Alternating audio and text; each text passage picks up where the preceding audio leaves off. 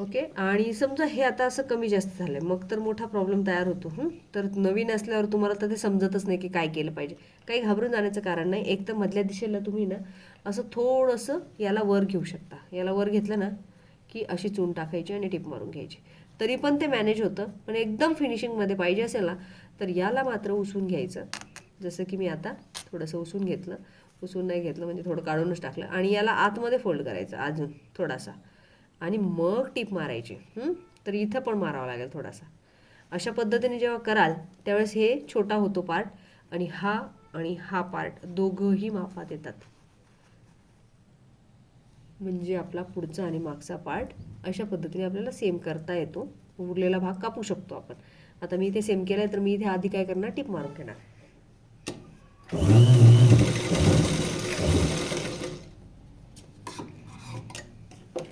आणि आपला हा जो ब्लाऊज आहे तो आपण असं इथं ठेवूया. आधी सरळ टीप मारूया शिदी.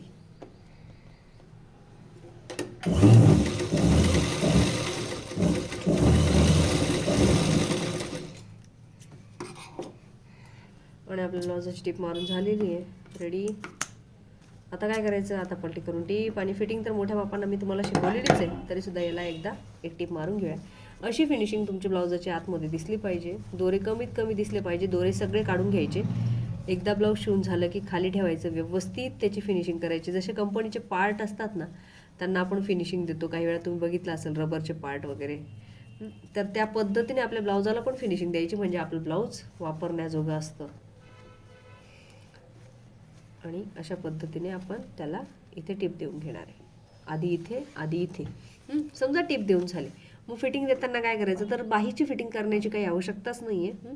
इथे टेप ठेवायचा, इथे छातीचा चौथा मोजायचा, अधिक अर्धा करायचा, तिथे खूण करायची. फॉर एक्झाम्पल इथे आलेली असं आपण समजूया. मार्कर कुठे गेला आपला? फॉर एक्झाम्पल छातीचा चौथा आपला इथून मोजायला सुरुवात केली आणि इथे आलेला आहे, पण अधिक अर्धा घ्यायचा, म्हणजे इथून आपल्याला सुरुवात करायची. आणि मी जसं कमरेचं माप मोजलं होतं तर त्याच्यामध्ये इतका कपडा उरलेला आहे.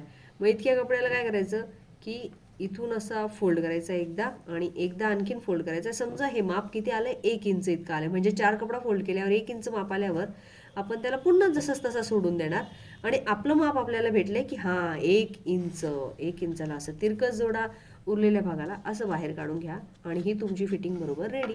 अशा पद्धतीने तुम्ही फिटिंग देऊ शकता. मग तशी दोघी बाजूला टिप द्यायची. आणि जर तुम्हाला हे असं उचकत वगैरे असेल ना तर प्रथम इथं टिप देऊन टाकायची आणि मग नंतर करायचं. इथे पण तसंच छातीचा चौथा. पण ही जेव्हा एक्स्ट्रा पट्टी असते ना तर ही पट्टी आपल्या मापात घ्यायची नाही, हिला सोडूनच द्यायची. हिला सोडून देणे म्हणजे काय, हिला सोडलं आपण हिला सोडून दिली आणि हिच्या उरलेल्या भागाला समजा छातीचा चौथा तुमचं 8 आहे. मग 8 कुठे आला, इथेच आला. मग अधिक अर्धा घ्या आणि अर्धा इथे आलेला आहे म्हणून आपण हे ब्लाऊज इथपर्यंत नेलंय आणि असं बाहेर काढणार आहे. आणि ही फिटिंग बरोबर अशी होईल. एक टिप मारून आपलं ब्लाऊज कंप्लीट होईल. अशा पद्धतीने आपलं ब्लाऊज जे आहे ते रेडी झालेलं आहे.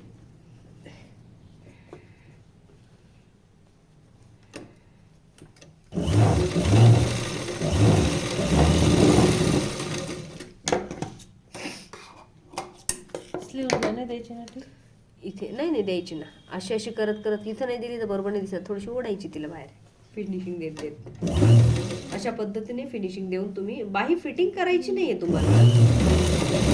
थोडंसं वाटलं की हा जास्तच घोळ पडतोय तर मग थोडा तिरकस टिपा मारू शकता, जसं की मी इथे मारलेलं आहे, जास्त घोळ आवडत नसेल तर. आणि हा पॅटर्न बरोबर असा झालेला आहे. आणि आत्ता आपला पॅटर्न सध्या असा दिसतोय.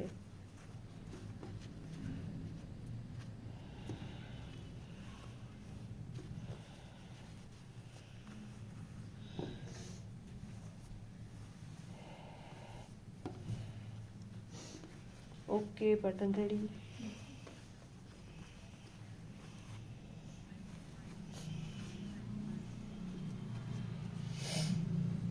चेन लावायची असेल तर मात्र थोडंसं काळजी घ्यायची. गळा कापायच्या आधी, गळा कापायचाच नाही आहे. बऱ्याच वेळा चेन लावताना थोडा प्रॉब्लेम होतोय.